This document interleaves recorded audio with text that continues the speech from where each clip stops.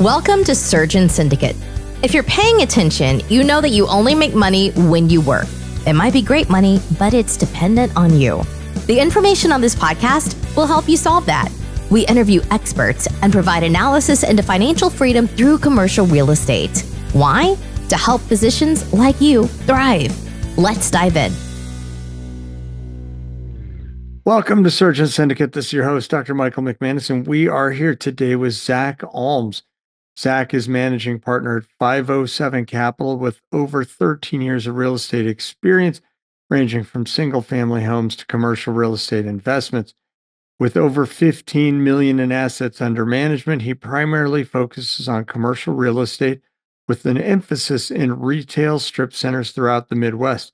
Zach is the founder of 507 Capital and is in charge of acquisitions, operations, and asset management. Zach, welcome to the show. Hey, thanks, Mike. Thanks for having me. All right. So you started out, looks like started out in single family like a lot of people. Tell me a little bit more about your journey into real estate.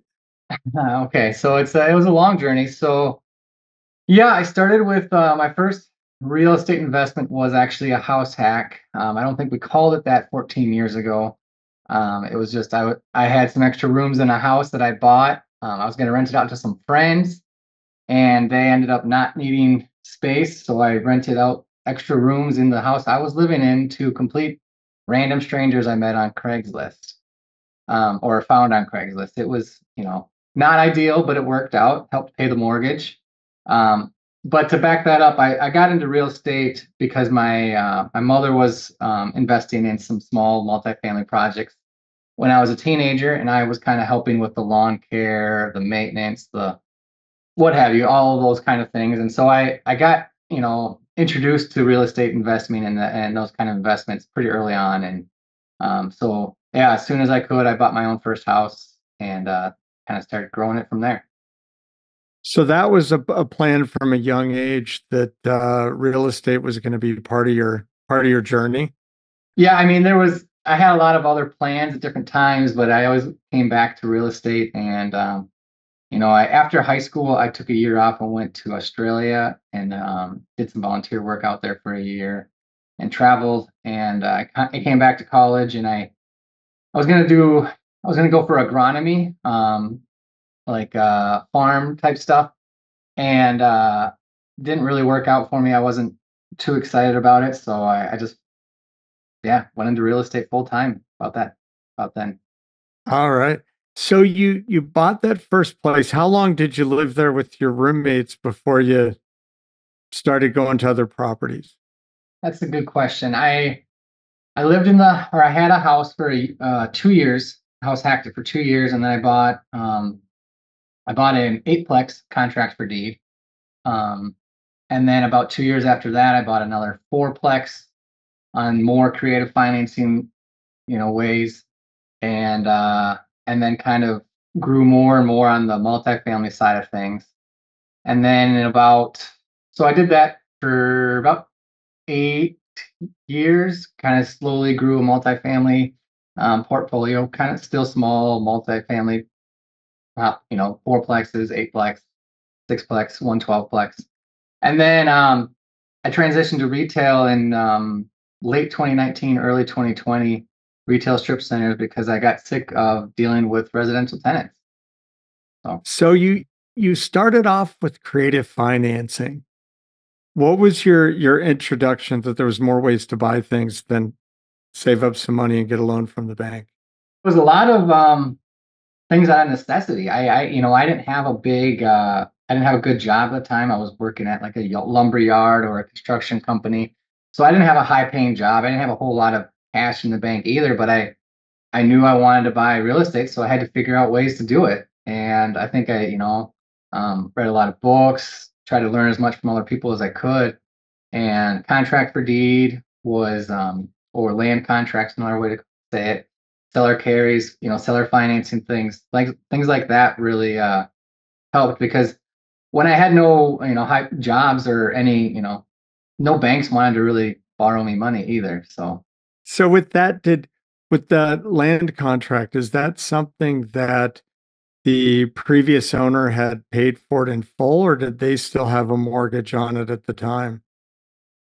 Yeah, so they that one, the first contract for deed I did was they inherited the property. So it was paid outright, and so I did a 5-year balloon contract for deed where I gave them a down payment. It was 10% down payment on that property, paid them for 5 years on a set interest rate, and then paid off that balloon in 5 years, which was good because it gave me time to, prove to the banks and the lenders and stuff that I was going to be able to perform on it. So, So then you rolled it into more traditional financing. yeah, yeah. So by then you said you'd already bought some other properties at that point. Right, right. So I'd already, bought a few others and had created a better track record for the lenders and banks and stuff as well. So it was, yeah. So at that point, all of those you had, when the first time you went to the bank, how many properties did you have? Well, the first time I went to the bank was for my own personal house that I was going to house hack, and that was an FHA loan, 3.5% down on $100,000 house. So it was pretty easy to get into that one. But then when I wanted, bigger properties that I wasn't going to live in, and I couldn't get the normal, residential conventional financing, I had a lot of lenders tell me that it was, wasn't doable, or I didn't have um, the income and stuff like that, or that my parents had to co-sign or stuff like that. The Probably the first time, that's a good question. When did I go to the bank? And So you'd yeah, been to the bank before, I've and been to the bank. Yeah. and they were like, no, you're not prepared for this. Well, well, But that sounds bad, but yeah, I mean, it's tough. It's tough when you're a 20-year-old kid. How do you get bank financing on an investment property? So, yeah, well, I mean, it's what I like about the story is I talk to a lot of docs and people who are professionals, and they're always everybody's got a reason why they can't do it. And like, oh, well, I need to save more, or I can't do that. Or so I guess, when there's the story of a 20-year-old kid who's working at a lumber yard who's finding a way to buy multiple properties, it kind of says, okay, if I've got if especially if I'm a doctor or I'm a professional and I've got a real job with a real income, um, those excuses don't hold a lot of water. And so there's not a lot of reason to not get started. Uh, yeah.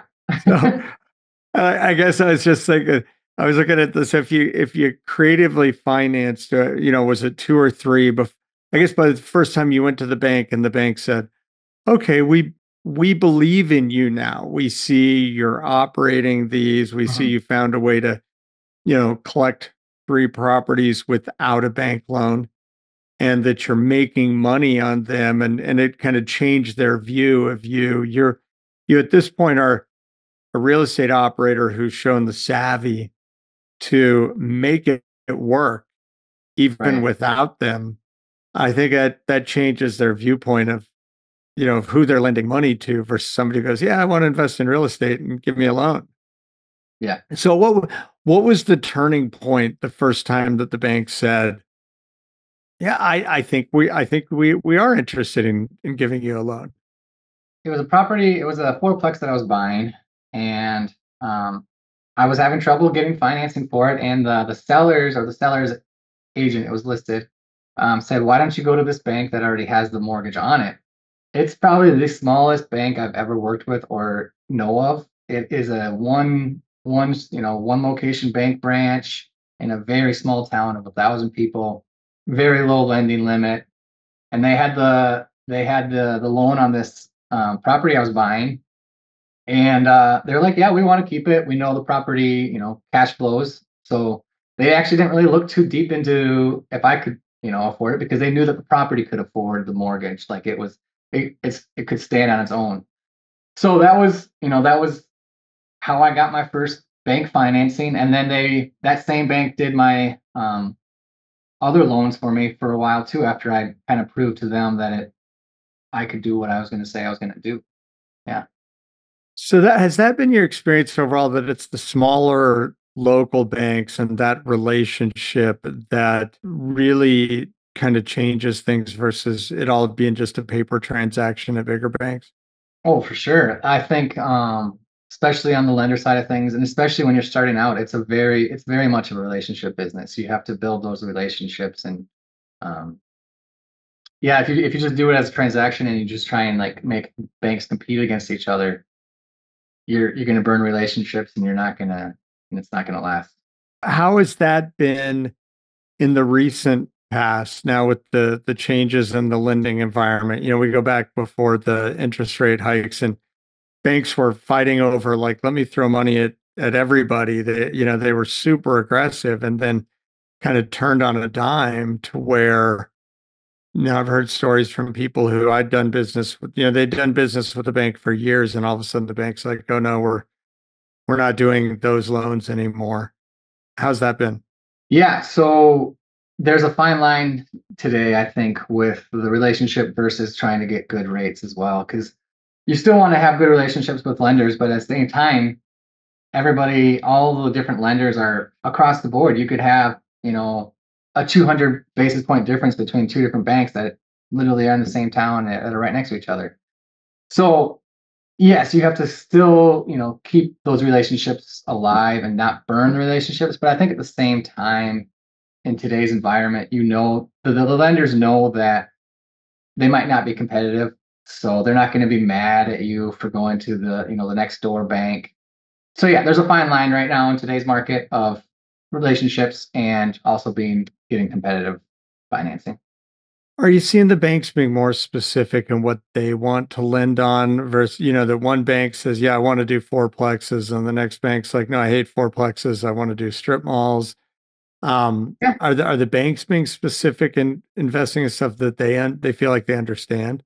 Yeah, well, I'm no banker, but there's a lot of some banks have told me we're not doing any retail right now. Some banks have said we're not doing any office buildings. We're not doing. So I think each bank also has a portfolio within retail, portfolio of industrial, portfolio of office, multifamily. And if they're too maxed out in one asset class, they're just closing up shop for any new business towards, let's say, retail. I've had lenders tell me that before recently. Okay. So they're looking at their own diversification and or for whatever their reasonings are of sometimes limiting different asset classes. There's a thousand different reasons why a lender might not land on a deal. So yeah. So your transition then, you built up, sounds like a decent portfolio of smaller multifamily. What was kind of the thing that started pushing you going, looking at something beyond multifamily? Yeah, so I was self-managing all my apartments. I was self-managing up to about, I was 40 or 50, I can't remember exactly right now, units, or doors. And I just, even after I had set up some pretty good systems and online things for tenants to pay and make requests and stuff like that, I still was honestly pretty sick of residential tenants. And so I started doing research and trying to figure out what was a good way to still be in real estate, but not dealing with residential tenants. And so triple net lease retail is kind of what I decided on, and made that transition late 2019, early 2020, and which was great, timing, because I closed on my first strip mall a week before everything shut down from COVID. So we can get into that anytime if you want to talk about that. But I talk to a lot of people and they're like, that's the scary story that keeps a lot of people from wanting to invest in real estate. I mean, that to me sounds like if you're talking small retail, that those are the ones that got hit the hardest by the shutdown. So yeah, let's talk about that. So you made your transition, you're making this jump, and yeah, and so you buy a strip mall, and then the world gets shut down. As you were heading towards closing, was what was going on Was the COVID discussion happening yet, or was it before that? So yeah, I mean, it was going on in the world. It was definitely, you know, becoming a global pandemic. I remember, and I wasn't really thinking about it towards my real estate, investing. Like it doesn't it just I was too naive to really care at the time. I was also very excited to be closing on this property that I was closing on. But I remember still very distinctly sitting in the closing room or at the attorney's office, closing, signing the documents, and the lender says to me, "How do you feel about buying this property in the midst of a global pandemic?" And I just kind of scoffed at him and said, "Oh, who cares? No big deal." Well, the building I was buying had a nationally recognized coffee chain drive-through, and then a nationally recognized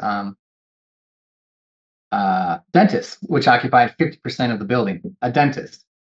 And I think within a week or two of owning the building, I think as soon as they had my contact info, they sent me an email or paper mail that said, "Well, we're shut down because we're a dentist, and so we're not going to be paying you rent for 3 months. We're going to tack that on at the end of the lease and stuff like that." So it was rent abatement. And again, I was probably too naive, so I just accepted it. I probably could have fought that, but I also understood that a dentist was shut down at the time. You can't work on people's mouths when there's COVID going on, and so I just allowed it. And so it was really tough. It was a really tough time because I was trying to pay a mortgage as well when I had, and 50% of my rent wasn't coming in. So I had to go back to the bank and try and negotiate some interest only payments and stuff like that. And it was really tough for a couple months there, but made it work. Came out, stronger, lessons learned, and I ended up exiting that building about a year and a half later, and it ended up making a pretty good profit too. So, How was the bank when you went to them? well, luckily, I wasn't the only one asking for stuff like that. So they were pretty willing to work with me. They were like, "Yes, that makes sense."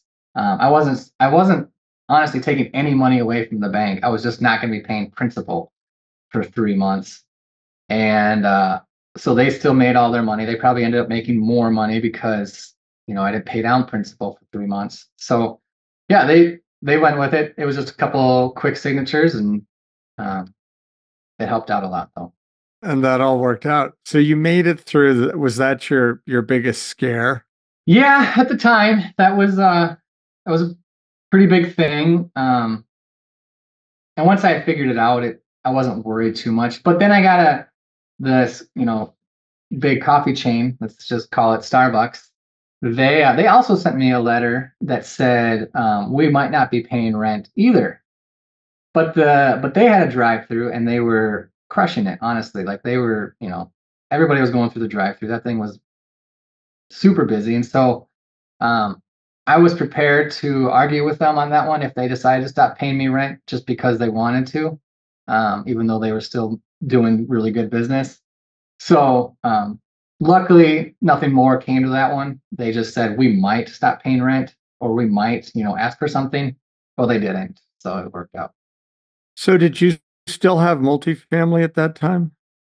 Yeah, I did because that was my first. So I had 1031 from one of my investment or one of my multifamilies into this retail strip center. So I was still halfway between both. Had multifamily and retail. How did the multifamily go during that time? Did everybody keep paying their rent on that side?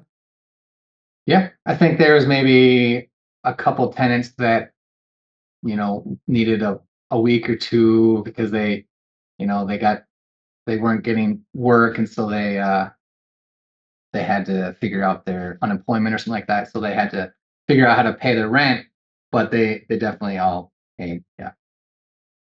So when you get into I think that sometimes it's the double-edged sword when you're in the retail space that you get these great national tenants, and so it's unlikely that they can't pay their rent, or if it's a smaller mom and pop and they're in hard times. But at the same time, they can take that leverage and power and they come back at you and just say, and we're not paying rent, you know, how Yeah, has that been? Have you seen that very often where they just kind of use that leverage and go, we're big, you're little, we're not going to pay rent right now? that's in my experience, that's the only time I've seen it. I think there are other instances that they can do that.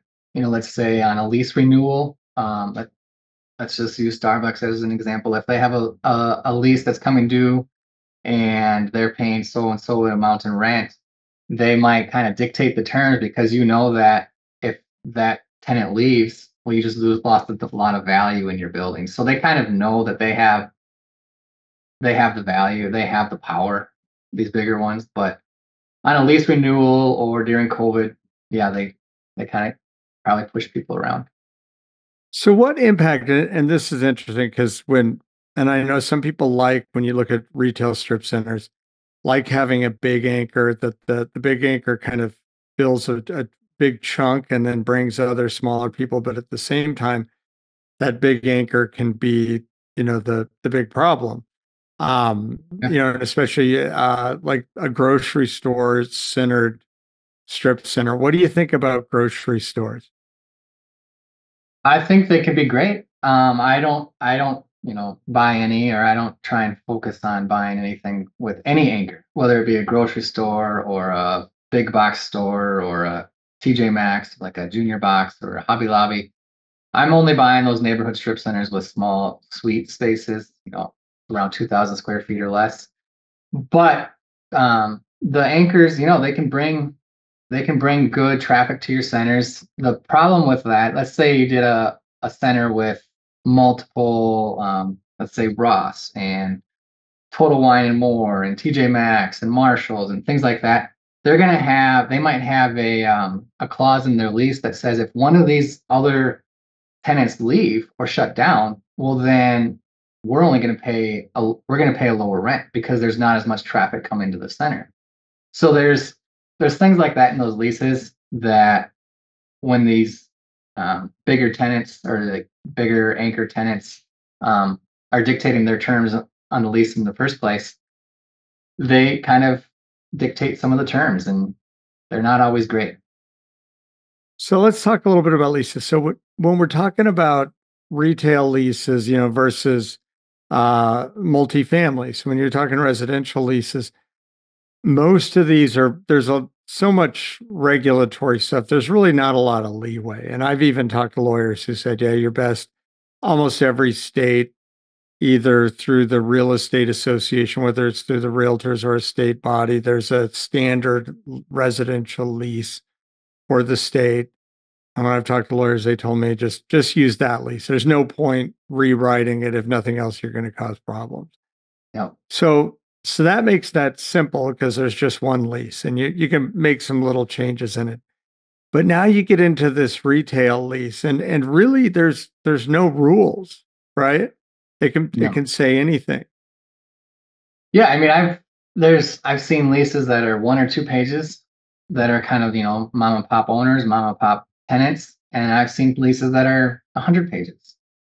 So there's a lot of big difference between.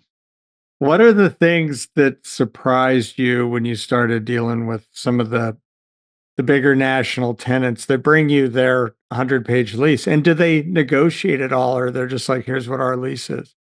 Hmm. Oh, too much in that question. So, what was the biggest surprise or a big surprise when you were reading a lease and you were like, what is this in here? Any of those moments? Well, not really big surprises on the leases. A lot of times you're going to see, if let's say it's a coffee shop, they might have restrictions on other coffee shops being in the center or in the building, or even, near the building. If you have a building and then you're going to try and do another building next door or an out parcel, sometimes they'll restrict the whole property that you own to no coffee shops or no breakfast, because they're Starbucks and so they kind of do some breakfast. So things like that, you gotta watch out for that. And then those other clauses where if one tenant leaves, then they are then they can pay less in rent. And I'm having a brain fart on what's that called, but I'll get it later. That's okay. Those are what's been one of the toughest negotiations you had? Have you ever had any that they're just really there were sticking points that were hard to get past for you or them? No, I don't think so. There's tenant improvement allowances, things like that can be sticking points. I haven't done a whole lot of negotiations on new leases with these larger tenants because I'm buying pre-existing buildings. So I think there could be a lot of pushback, give and take when you're developing a new building. But being that I'm buying pre-existing with normally these tenants already in place, I haven't had to deal with a whole lot of those initial conversations. So that's part of your kind of your business plan is you're looking for places that are mostly leased up, so there's not a huge leasing process. Yeah. Yeah. So I'm trying to buy centers with, that are kind of stabilized, or at least mostly stabilized. Let's say 70 to 80 or 90% stabilized. So then the spaces we are leasing up, we might be dealing with mom and pop tenants, or we could be dealing with bigger tenants, but at that point, the negotiations are the rent rate, tenant improvement allowance, and the term of the lease. So, Okay. Well, I think it's a great place to end our first half of this interview with Zach. And I'd like to dive into the second half. We're going to talk a little bit about what 507 Capital has going on now and awesome. your philosophy behind that. I think we had a good lead way into there into what you're buying right now and what you're looking at. So, Zach, thanks for being here. Looking forward to the second half of the conversation. Everybody out there listening, thanks for joining us, and we'll see you back soon here on Surgeon Syndicate. This has been an episode of Surgeon Syndicate. If you got value from this episode, you know other surgeons are hungry to become job optional, and you can help them by sharing this content today. Schedule a call and we can make a plan. Looking forward to having you with me on the next episode.